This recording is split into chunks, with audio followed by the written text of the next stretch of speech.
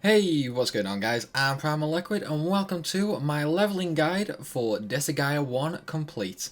Now in this video we're going to be going over the top 5 stages to level in throughout the entire game. Now just like every other Disgaea game, there are some things that you can use to speed leveling up, namely the statistician in a sense.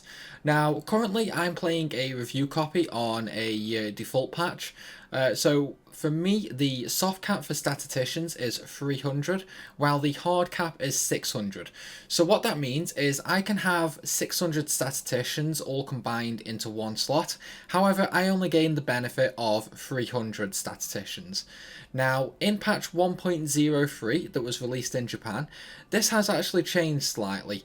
The hard cap for statisticians has been changed to 450, however the soft cap is now 900.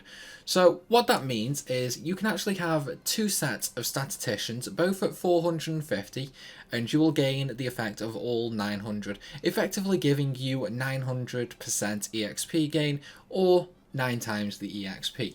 Now, an easy way of quickly racking statisticians up is to simply go to the weapon shop or the armor shop, scroll through the items until you find an item that has them, and then just buy it through it and go through the item wheel that way. Now, once you've got your statisticians all prepared, what you want to do is simply go to the dimension guide, and the first one that we're going to be looking at today, well, I say the first one, I'll give you guys a bonus first of all. So you can actually go to Blazing Cause 1, which is essentially episode 4, mission 1, the Road of Flames. Now this, even though it's not that good of a leveling spot, I mean it's pretty much an okay one if you're really struggling with the main game. However, I really do suggest just ignoring that and getting through to episode 5, which is Jotunheim. And the reason for that is you want this mission, which is the third one, Terrible Cold. The best thing about this mission is it's actually completely filled with invincibility tiles, apart from this one square here. Now, what that means is you can actually just go through normally and throw all these monsters together to actually level them up. And obviously, because the entire map is filled with invincibility, you don't have to worry about dying, getting hit, or anything like that. Meaning you can do this with a very low level character. And then, well, obviously as you're going on, you're going to get stronger and stronger. Now, if you pass 4 enemy stronger builds, it will actually make all these monsters level 33. And because in Disgaea there's a rather unique bug where level 99 monsters will actually give out the EXP equivalent of level 350 odd monsters. I'm sure you guys can see where I'm going with this. You want to pass 4 stronger enemy builds to make all the monsters level 33, and then just lift them up and throw them together and you're good. Now, there is one downside to this method, is you can actually make the monsters too strong to the point where you're actually doing 0 damage to them. Now, once you've actually thrown all the monsters together, what you want to do is, well, you can do this one of either 2 ways. You can either move 2 characters all the way over to the far right hand side, near where the green spot is, and then you can have a character positioned here, and one here. And then all you have to do is wait for the enemy to come close to you, lift it up with one of the characters, and throw it onto the green spot, effectively allowing you to easily kill the monster while you're sitting on invincibility. Another method is using a single character.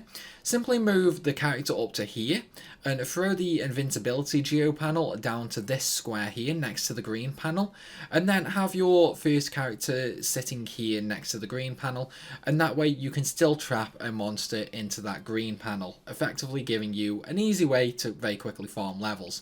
Now, I don't suggest doing this for a very long time, however.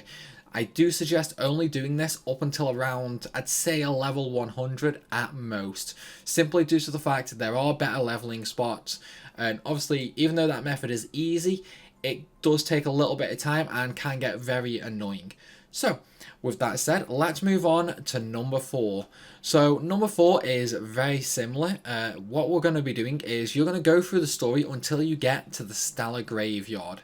Now, the good thing about Stellar Graveyard is for the first mission, Valgerius 4, Now, this is, if you've played other Disgaea games, you're going to be familiar with this layout. It's a simple 3x3 layout. Now, unfortunately, there is no EXP boosting geo panels here, and even on a max enemy build, they are still quite weak. However, one of the good benefits of this is, as long as you have a sword equipped and leveled up to level 15, you get the Winged Slayer ability, which is, conveniently, a 3x3 attack panel. Now, there are other skills that also have a 3x3 attack, namely Big Bang for fist skills, and I believe the Spear also has a 3x3 attack. Now, obviously, all you want to do is move up in front and Wing Slayer them, or 3x3 attack them. Doesn't matter which, it's entirely up to you. Now, one of the other benefits of this stage, however, is it's quite easy to throw all these monsters together and eventually create a high-powered Dullahan monster. But, well, by high-powered, what I mean is, let me just show you mine. There we go. 274 and 276. Now, these have been leveled a little bit, because I have used them a little bit. But the main idea here is to create a couple of high-leveled ones, weaken them down a bit, throw them in the base panel to capture them, and then you've got a couple of mobs that are leveled nearly 300. The benefit of that, however, is mainly for the Dark Assembly, since that way you can persuade by force and very quickly pass some high-level builds, namely moving us on to number 3, which is, of course, the Cave of Ordeal. Now, the Cave of Ordeal is very similar to all the other Disgaea titles, and just like the last stage, Valpygius, it's going to have a 3x3 section of monsters.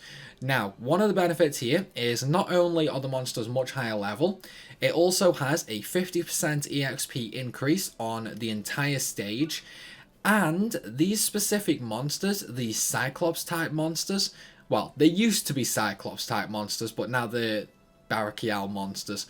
However, one good benefit that has still not changed, even though the model has changed, is these give significantly higher EXP compared to other enemies in the game. The downside, however, is they have one of the highest defenses and resistances in the game, meaning it can be somewhat difficult to kill them. For example, even if you're doing this with 0 enemy builds, if you want to kill them with a Winged Slayer, a single Winged Slayer attack, you need at least 13,000 attack. Now, that is quite easy to actually come by, however, even with low levels. All you have to do is go and do that Jotunheim stage and simply level your weapons to level 255 by constantly ending turn and countering the monsters. Can be a little slow, however, if you do have max level arm masters, it only takes about an hour to completely reach level 255, and that alone with a store-bought sword should be more than enough to take you over the 13,000 attack, so you can one-shot the stage. And then it's just a case of slowly leveling up and passing stronger enemy builds, eventually giving you a much better chance, a much higher EXP per hour. Now, moving on to number 2. Number 2 is, again, very, very similar to Cave of Ordeal, and it's in the same general area. It's the Demon Hall Mirror. Now, the problem with Demon Hall Mirror, however, is you first have to complete a couple of mock battles. Well, I say mock battles, it's actually like 7 or 8 different stages with different enemy placements. Whereas the last 2 fights, you will be against Adal on his own at level 2,500, and finally Adal with Rosalind. Now, the Adal and Rosalind fight, in my personal opinion, is actually harder than going up against Ball. I have an easier time killing a Ball and Primal than I do killing Adal and Rosalind. Although that's mainly due to the fact I don't really bother leveling any weapons until I can actually defeat Ball, defeat Adal and Rosalind, and come here to level. Because the way I see it in Disgaea 1, the main purpose of leveling weapons is simply so you can grind levels easier. Now, again, just like Cave of Ordeals 3, it's a 3x3 of the Cyclops monsters. The only difference is they are a much higher level, being nearly 2,000 on a max enemy build, and they're also on a 100% increased geopanel bonus, giving you much higher EXP in general. Now, what is number 1? Well, number 1 is in Etna mode. So let me just change over to that real quickly. Okay, so now that we're in Etna mode, let me first explain the main differences between Etna mode and normal mode.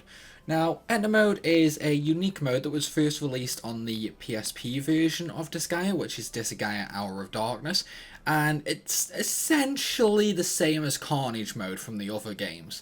So what it basically is, it's essentially a high difficulty mode where monsters are higher leveled than in the original story mode. However, there are two ways to unlock Etna mode. One of the ways is by using a code on the main menu, and the other way is to complete the main game normally, and then when you begin a New Game Plus playthrough, you can select Etna mode. Now, if you actually input the code on the main menu, this method will not work for you. The only way to use this method is to complete the game normally and then load Etna mode on a New Game Plus. The main reason for that is enemies are only higher leveled if you do it from a New Game Plus. If you do it through the code on the menu, enemies will not be a higher level and they'll just be low levels similar to the regular mode playthrough. So, what you want to do is when you're on Etna mode, you simply want to go over to the Dimension Guide.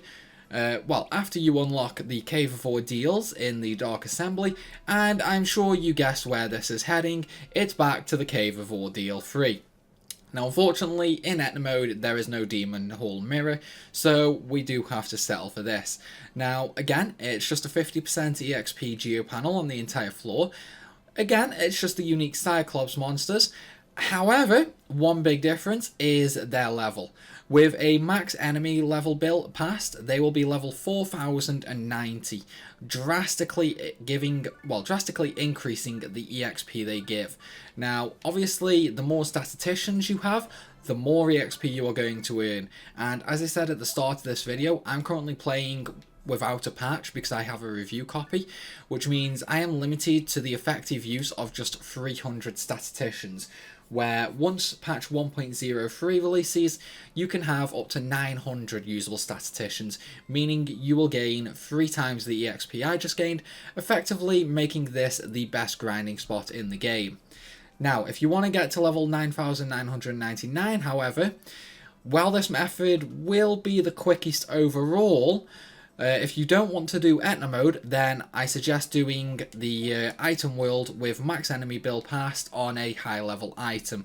The reason being that the item world is the only place in this game that you can encounter level 9999 enemies repeatedly. Now there are some stages in Etna mode and 1 or 2 stages in the regular main story that you can encounter 9999 enemies.